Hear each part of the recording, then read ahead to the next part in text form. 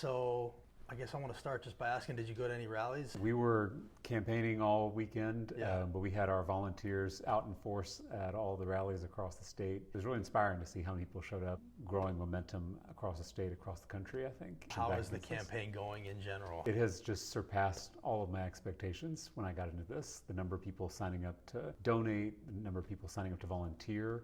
We've had more than 7,000 people just go to the website and say they want to knock doors and make phone calls and send text messages. And the number of people showing up at our events all over, not just in blue parts of the state, but red and purple parts too. Did you see an Obama bump?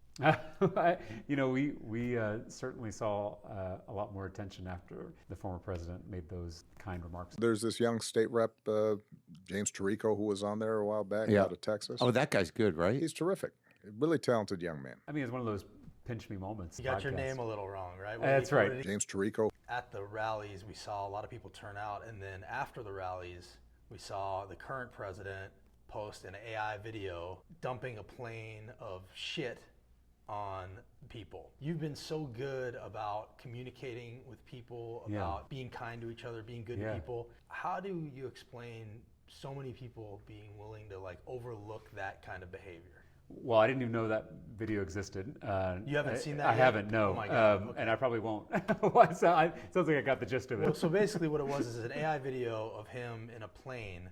Of the president in a crown. Okay. And he flies over the crowds of people that have gathered to protest him, and he literally dumps feces onto the crowd, including Harry Sisson, who's a popular, specifically him. It's so degrading and debasing of the office. You know that I was a former middle school teacher ran for office, and I always joke teaching middle school is the best preparation for politics. This is one of those sad examples, childish behavior that we don't expect from the most powerful leader in the country. I do think, though, that there is going to be a backlash to this kind of behavior, lack of leadership. The pendulum always swings back and forth in American politics in terms of partisanship, but it also swings back and forth in terms of what are our civic values, our civic ethos. For the last 10 years, we've seen cruelty and lies really be effective. And in some ways, you've seen the Democratic Party start to adopt some of that kind of Trumpian style of politics. It's been a lot of doom and gloom, a lot of fear, a lot of division, a lot of hate. I really do think that some of these old-fashioned values of honesty and service and compassion,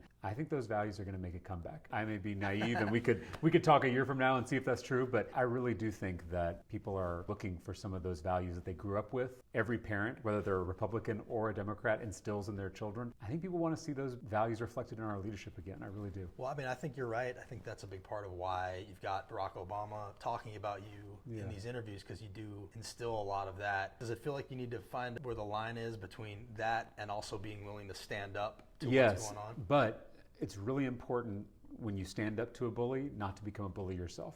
And it's very easy to do. It's a hard line to walk. It's a line that I step over all the time in the Texas legislature when I have to be in close combat with my Republican colleagues, but always finding a way to stand firm in your values, look that person in the eye, not flinch, but also not dehumanize them. Because then what are we fighting for? Right. If we're just going to adopt the same kind of tactics, the same kind of politics that we claim to be fighting against, is a commandment in my faith tradition to love your enemy. Again, it acknowledges that you're going to have enemies, especially if you speak truth to power, if you stand up for the vulnerable, if you stand up for your neighbors, you're going to have opponents. But how do you also love those opponents? How do you see them as full human beings? How are you also fighting for them too, right? Maybe they're pushing back against you in these debates or in these elections, but ultimately if we win, our goal is to make their lives better too. We're not just fighting for our team, we're fighting for everybody. And if we lose sight of that, all of this has lost meaning, in my opinion.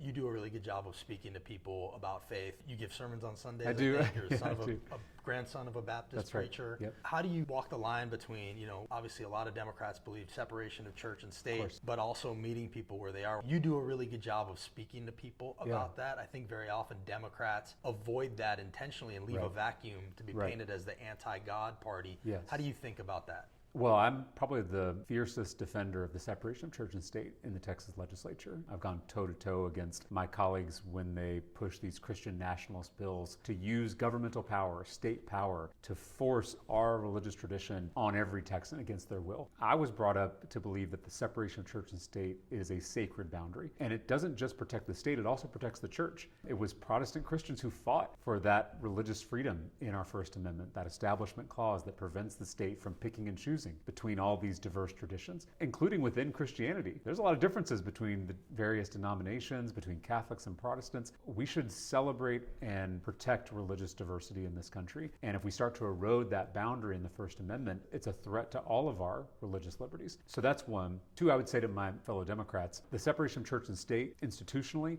is not the same thing as a separation of faith and politics. I feel like sometimes we confuse those things. We all bring our moralities, our philosophies, our worldviews to our politics, and faith is no different, in my opinion. If you are a faithful person or if you belong to a religious tradition, you should talk openly about how that informs your politics, how it informs your activism. Religion drove Jimmy Carter, who we lost at the end of last year. It drove Dr. King, Cesar Chavez, Dorothy Day, Mr. Rogers, right? Religion motivated these people, was a big part of their work. And I think you need to be forthright about that. You should feel comfortable talking about that. That doesn't mean that you want to erode those protections in the First Amendment or that you want to force your beliefs on people using the state. There's an important line here that we have to walk. Again, like you said, if Democrats aren't speaking about their faith, then it means that the only people talking about faith is the other side. And that's how they get a monopoly on religion. And we've seen the disastrous consequences of that. Speaking of that, the flip side of that, I think I heard you say theocracy is the most dangerous form of government. You said that recently, right? Amen. Yeah. What did you mean by that? Well, I said the only thing worse than a tyrant is a tyrant who thinks they're on a mission from God. And we've seen how theocracies work across the world. It never ends good. We're living in one here in Tennessee. We're increasingly, in this country, approaching a theocracy. And states like Texas and Tennessee are farther along. We've been saying it for years. In that evolution. Christians in particular, but all people of faith and all Americans have a moral obligation to speak out against theocratic push in our politics. Because again, not only is it a violation of our Constitution, it's a violation of our American way of life, but it's also a violation of the central teachings of Christianity. Go back and read the New Testament. Even if you're not a Christian, even if you're not religious, it's good to brush up on this religion that informs so much of our country's culture and politics. You'll see that so many of Jesus' stories are about the outsider. They're about the outcast. They're about the person who's different. And in fact, many of the most famous parables that Jesus tells are about someone from another religion. The Good Samaritan. Nowadays we think of the Good Samaritan as just helping someone on the side of the road, but a Samaritan was a member of a different religious group. And in Jesus' day, it was actually their sworn enemies. And Jesus was lifting up a member of that group as the hero of his story. In other words, he was saying that salvation comes from the heretic. I think that's a really good reminder in 21st century America, that we have something to learn from people of different religious traditions or people with no religious tradition at all. Our atheist and agnostic friends have a lot to teach us. And sometimes atheists and agnostics can see the church and see religion more clearly than those of us who are inside of it. And that's a very valuable gift our non-religious friends and neighbors can give us. The optimism and hopefulness in you is obviously unmistakable and needed. But I wonder how concerned you are if I was to like open you up and look in there about where we are in terms of the spectrum of democracy to authoritarianism. How far off the cliff are we in your mind?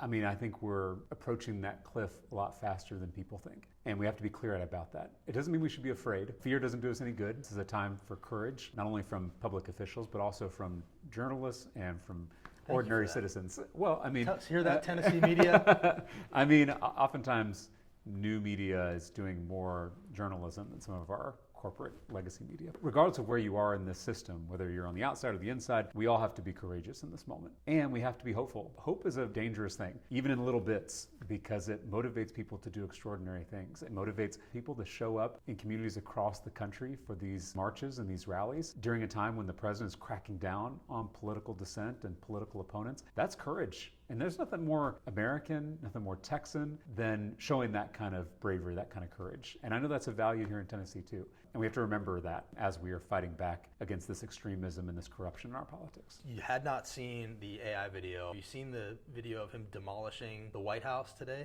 I did see that. You saw that? Yes. I'm just curious what your reaction is to that kind of desecration. You're always talking about the most dangerous 1% are the billionaires, which I completely agree with. This seems like an example of billionaires run amok. No, that's exactly right. Not only is it upsetting to see what's being done to the People's House. But it's also, I think, a powerful symbol of what Donald Trump represents, which is destruction and desecration, some of our most cherished freedoms and rights. And it's why I think all Americans, all Texans, all Tennesseans need to come together across all these divides, party or race or religion or gender, so that we can remember what makes this country special and fight for those fundamental freedoms. I really do think if there's any silver lining in all this, it is that there is a growing movement of people all over the country, all over my state, that really transcends all these boundaries, try to fight for this country and our Constitution and our neighbors and fight for each other. It gives me a lot of hope, a lot of motivation to keep going. So you think damage at the White House is going to be a lasting image? I would offer that the dumping of poop onto Americans as they protest is also going to be a lasting legacy image for this president. James, thanks for doing this. Can I get you to do one thing before we go? Of course. This is James Talarico from Texas, and I'm telling you to follow the Holler. Okay. Good luck to you, man. Thanks for doing this. I appreciate y'all. I love y'all's outlet, and y'all do such good work. Thank you. It means a lot.